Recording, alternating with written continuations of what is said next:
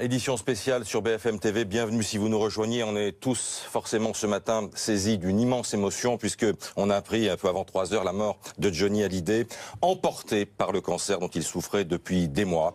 Il est mort, Adeline, chez lui, à son domicile de Marne-la-Coquette, après avoir passé le mois dernier une semaine à l'hôpital Bizet de Paris. On savait que les jours étaient difficiles, que Johnny se battait, et Laetitia Hallyday a donc annoncé au milieu de la nuit, c'était peu avant 3 heures, à travers un communiqué poignant, que Johnny s'était éteint. Johnny est parti, j'écris ces mots sans y croire, et pourtant c'est bien cela. Mon homme n'est plus, il nous quitte cette nuit comme il aura vécu tout au long de sa vie, avec courage et dignité. Fabien Lecoeuvre nous accompagne, évidemment, vous connaissez Fabien, spécialiste de la chanson française. Candice Mahout est là, tout comme Philippe Dufresne. Nous allons rejoindre dans quelques instants en duplex de Marne-la-Coquette Fabien Crombet. Candice, on va commencer par vous. Johnny se battait depuis un moment, un combat exemplaire contre la maladie. Ouais, exemplaire, ça c'est tout à fait certain.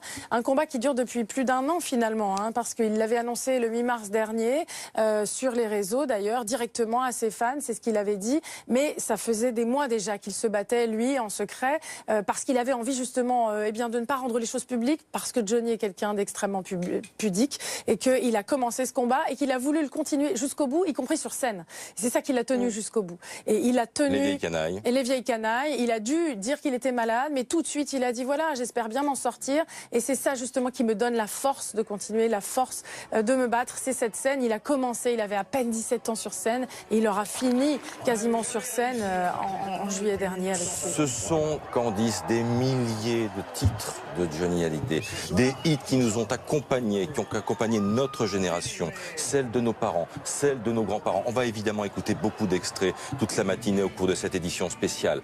Allumez le feu, la chanson qui donnait l'énergie. Allumez le feu, allumez le feu. Il n'y avait personne qui délivrait une telle énergie sur scène. Personne. C'est incroyable parce que c'est le seul, à mon sens, qui sur scène emportait comme ça son public d'une manière exceptionnelle. Et puis les gens chantaient, tout le monde connaît les chansons de Johnny. Un concert de Johnny, j'ai dû le voir moi près de 30 fois sur scène. Je peux vous dire, le concert n'était jamais le même et il y avait quand même tous ces tubes. Il faut rappeler que Johnny, en 57 ans de carrière, a quand même fait à peu près l'équivalent, presque 4000 concerts. C'est-à-dire aujourd'hui, près de 30 millions de Français ont vu Johnny Hallyday sur scène sur ces dernières 57 ans. C'est considérable, on ne peut plus faire cette carrière aujourd'hui, avec près d'1 millier de chansons, et puis sa popularité est immense. Ça représente à peu près 2500 couvertures de magazines depuis l'enregistrement de son premier disque, donc 86 couves de Paris Match. Ça donne toute l'immensité de son personnage, de sa carrière. Et aujourd'hui, quand le président de la République fait un témoignage aussi beau que ce matin... On va voir le témoignage du président de la République. Un communiqué, effectivement, qui tient en quelques lignes ce matin. On a tous quelque chose, de Johnny Hallyday. Tout est dit en quelques lignes. Il a fait entrer une part d'Amérique dans notre panthéon national. Et c'est d'ailleurs l'une des premières réactions. C'est la première réaction. Avec celle de Céline Dion. Voilà, juste après. Et c'est quand même quelque chose de très symbolique que le président de la République soit le premier à réagir. C'est que Johnny, justement, c'est la France. C'est une partie de l'histoire de France, pas seulement musicale, qui se tourne aujourd'hui. C'est très symbolique.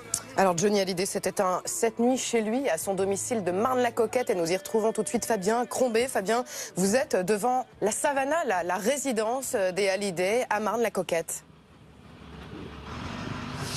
Exactement, depuis 2005, c'est cette résidence. Alors, pour comprendre, Marne-la-Coquette, c'est une toute petite commune, 1700 habitants seulement dans les Hauts-de-Seine. On est dans un parc privé. Derrière ces grilles, vous avez plusieurs résidences, dont celle de Johnny, celle du Gaufret notamment. Et devant, un très impressionnant dispositif policier. Ils sont une trentaine. Marne-la-Coquette qui est verrouillée depuis cette nuit. Pour rentrer dans ce village, il faut passer des grilles avec la police parce que cette commune s'attendait de toute façon, lors du décès de Johnny, à être dépassé par l'ampleur de cet événement, vu la taille qu'il y a ici. Alors depuis le 18 novembre, c'est là où le chanteur est revenu, après son hospitalisation à Paris à la clinique Bizet. C'est dans sa résidence, derrière ces barrières, qui est cachée au regard, qu'il a vécu ces dernières heures, pendant ces 3 dernières semaines d'ailleurs, auprès de sa femme Laetitia et de ses enfants. Et c'est ici qu'on a livré du matériel médical pour qu'il puisse se reposer, et que ses plus proches, son clan le plus proche, proche a pu venir le voir. Et vous le voyez, des dispositifs avec des barrières qui sont installées. Pour le moment, très peu de voitures, mais ça va être très verrouillé comme ça tout au long de la journée.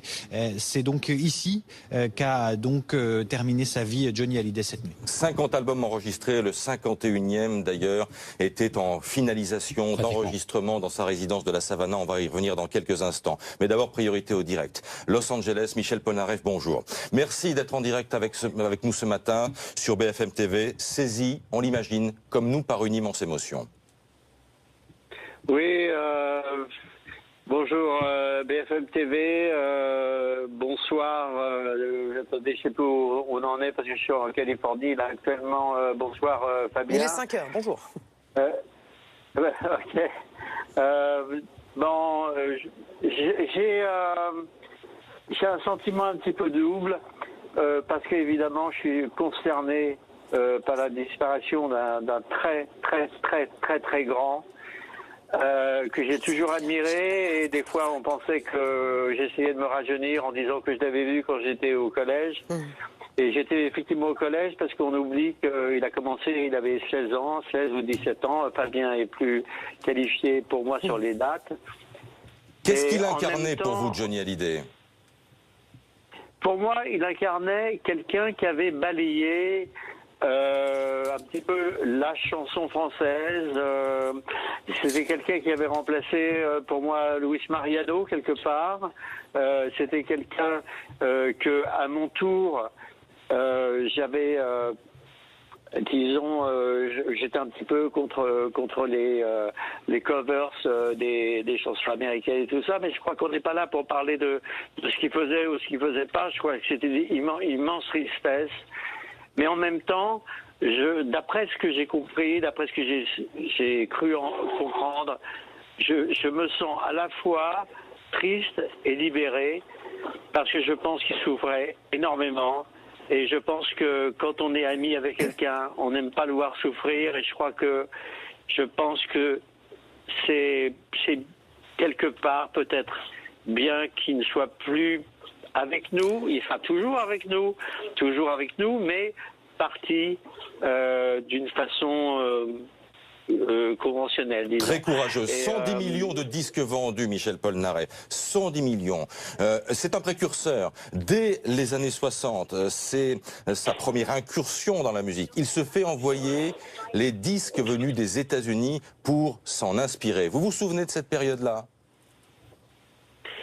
Je me souviens, oui, absolument, parce que j'étais en classe à l'époque et je pense qu'on avait à peu près les mêmes héros, qui étaient Elvis, bien sûr pour lui. Elvis était, je pense, son grand héros. Il était le mien aussi. Il y avait Ricky Nelson, il y avait Everly Brothers, il y avait tous ces gens qui nous montraient un petit peu un changement qu'il fallait faire dans la musique française, ou en tout cas dans le rock and roll, etc. Mais encore une fois, je voudrais revenir sur le fait qu'il soit parti. Je pense qu'il est parti en héros. Je pense que ça a toujours été un héros. Je pense que ça a été quelqu'un qui nous a beaucoup inspiré. J'ai passé beaucoup de temps avec lui à l'époque où il nous a montré une force de caractère hors norme. Et je pense qu'il a été un grand exemple pour nous tous.